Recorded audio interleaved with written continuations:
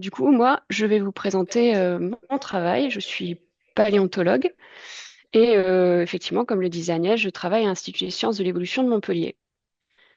Donc, hop, voilà. Je vais commencer un petit peu rapidement par juste montrer un petit peu mon parcours. Donc, moi, j'ai fait un baccalauréat qui, à l'époque, était en spécialité sciences de la vie et de la terre. Puis, j'ai fait de la biologie en licence, avec aussi un parcours sciences de la vie et de la terre. Ça veut dire que j'avais de la géologie et aussi de la biologie. Puis j'ai fait un master de paléontologie. Après ça, j'ai fait un master de communication scientifique. Et puis j'ai aussi un petit peu travaillé en ce qu'on appelle en aide ou en support à la recherche comme ingénieur d'études en paléontologie. Et enfin, j'ai fait un doctorat en sciences naturelles que j'ai effectué du coup à l'Université nationale de La Plata en Argentine. Et aujourd'hui, je travaille au sein des collections de paléontologie de l'Université de Montpellier, notamment ces collections qui sont rattachées à l'Institut des sciences de l'évolution de Montpellier. Alors, pour commencer, on va juste être sûr de savoir on utilise tous les mêmes termes et qu'on sait de quoi on parle. Je dis que je suis paléontologue. Du coup, les paléontologues, c'est ceux qui étudient la vie sur Terre, notamment grâce aux fossiles, mais à l'échelle des temps géologiques. Donc, généralement, nous, on parle en millions d'années. Voilà. Donc, les pyramides, c'est pas nous. Nous, c'est plutôt les dinos. Voilà.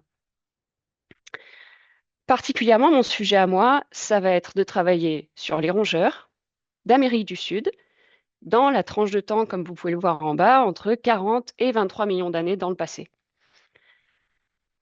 Bon, maintenant, pour en venir un petit peu à ce que je fais en recherche, eh bien, la première étape, quand on veut travailler sur les rongeurs fossiles, c'est de les trouver.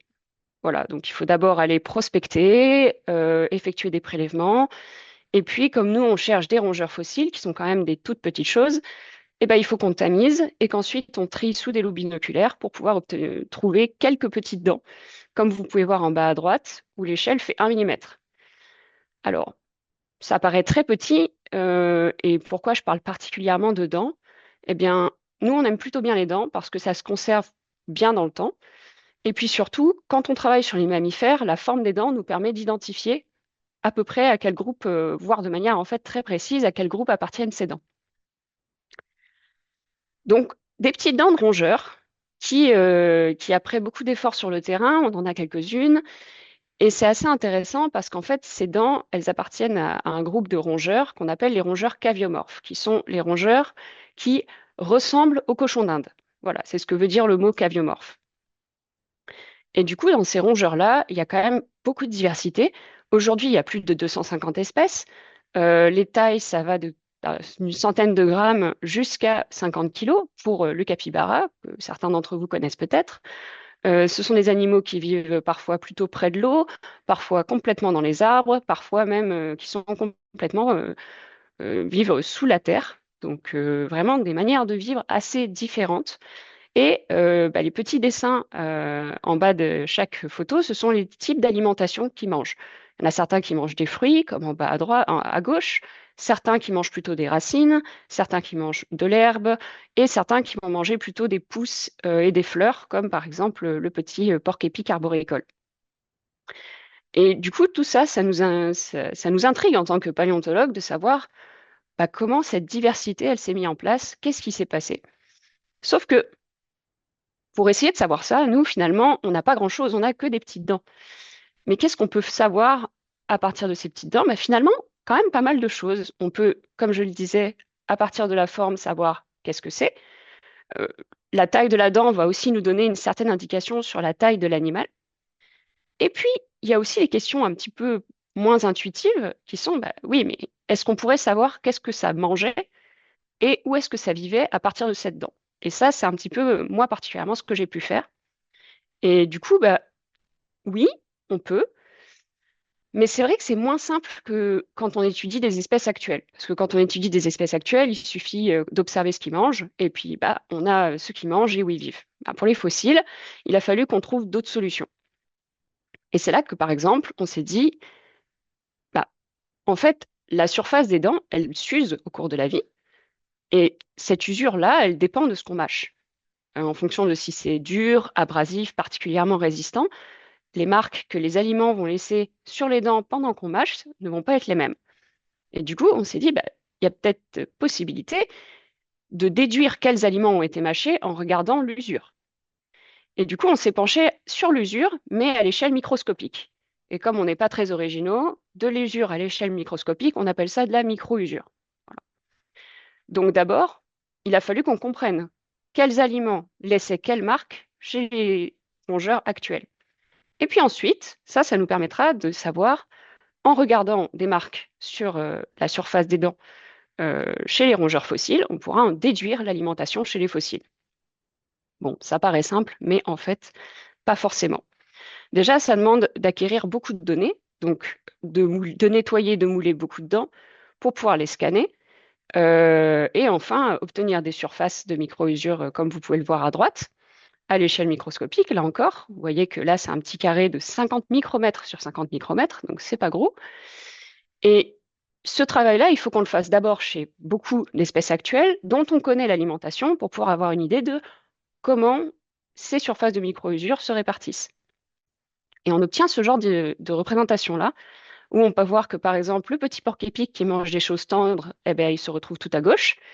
Et au milieu, il y a plutôt ceux qui mangent des fruits et des graines, et à droite, plutôt ceux qui mangent des feuilles, de l'herbe, des racines. Donc, finalement, on commence à avoir une idée de comment ça fonctionne chez les actuels. Et du coup, qu'est-ce qui se passe si on regarde notre petite dent fossile? Bah, elle tombe là. Sa micro-usure nous indique qu'elle correspond à ça. Donc, ça nous indique qu'il avait une nourriture plutôt abrasive, et bah, par exemple, qui pourrait correspondre à des feuilles d'arbres. Et du coup, bah, finalement, à partir d'une petite dent, si on sait qu'il mange des choses abrasives, qu'il mange des feuilles d'arbres, bah, ça nous donne une information sur l'environnement dans lequel il vivait, puisque s'il mange des feuilles d'arbres, c'est bien qu'il doit y avoir des arbres. Alors, ça ne nous dit pas tout sur l'environnement, mais ça nous donne déjà une toute petite partie de qu'est-ce que c'était cet environnement. Ce serait plus de la forêt, plus de la savane avec des arbres, et par exemple, pas du tout une prairie ou un désert. Et puis, quand on répète ce même type d'analyse, mais avec beaucoup de dents différentes, de beaucoup d'espèces de rongeurs fossiles différentes, qu'on aura trouvées à différents endroits géographiquement, un peu partout sur le continent sud-américain, mais aussi à différentes périodes de l'histoire de ce groupe, eh ben, on peut commencer à avoir une idée de comment l'alimentation de ces rongeurs fossiles a pu changer dans le temps et dans la géographie. Et ça nous permet d'avoir un petit peu plus, d'améliorer notre compréhension de comment on passe de quelques petites dents il y a 40 millions d'années à 250 espèces très différentes aujourd'hui. Voilà. Je vous remercie de votre attention et je remercie les organisateurs de cet événement. Si vous avez des questions, je suis à votre écoute. Ouais, je crois qu'il m'entend.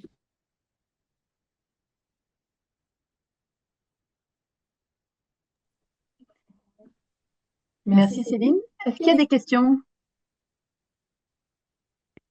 Vous pouvez lever la main ou la poser à l'oral ou bien sinon passer par le chat si vous avez des questions.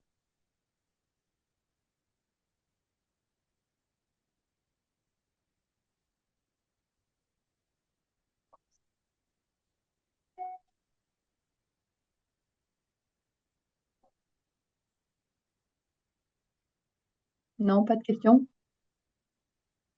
Ah, si, ça y est.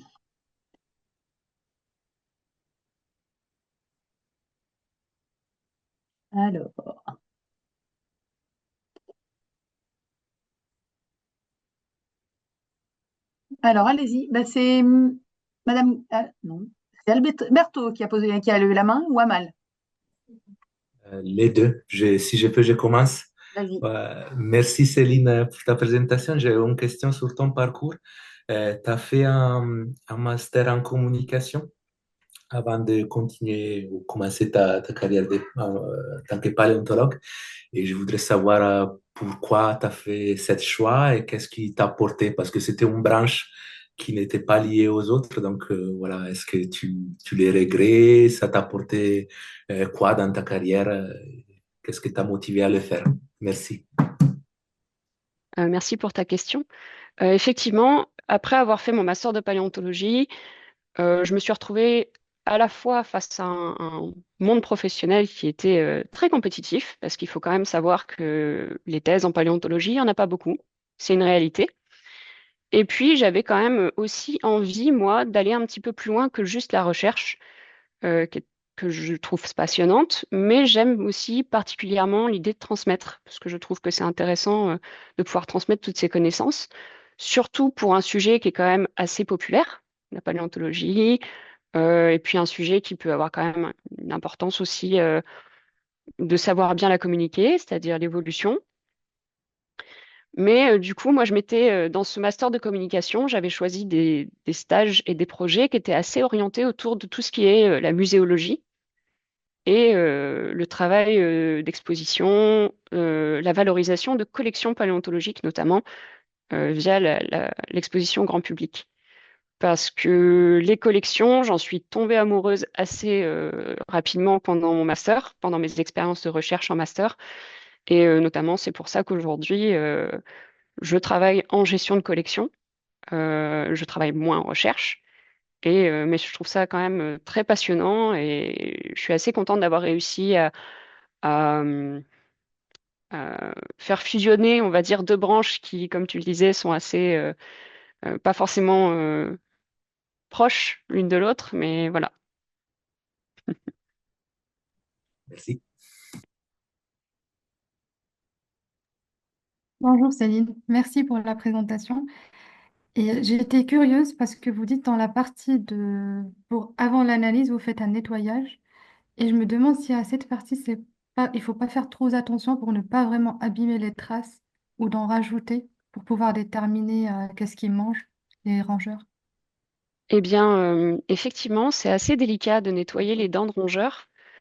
Pour ça, utilise plusieurs produits. On a pu utiliser de l'alcool ou de l'acétone, mais en l'occurrence, on nettoie aussi certains protocoles de nettoyage se font à la brosse à dents, tout simplement, sachant qu'il faut effectivement y aller très doucement, parce qu'effectivement, la moindre perturbation de la surface peut troubler les résultats. Mais sinon, bah, c'est au coton-tige. Voilà, du nettoyage de beaucoup de dents au coton-tige.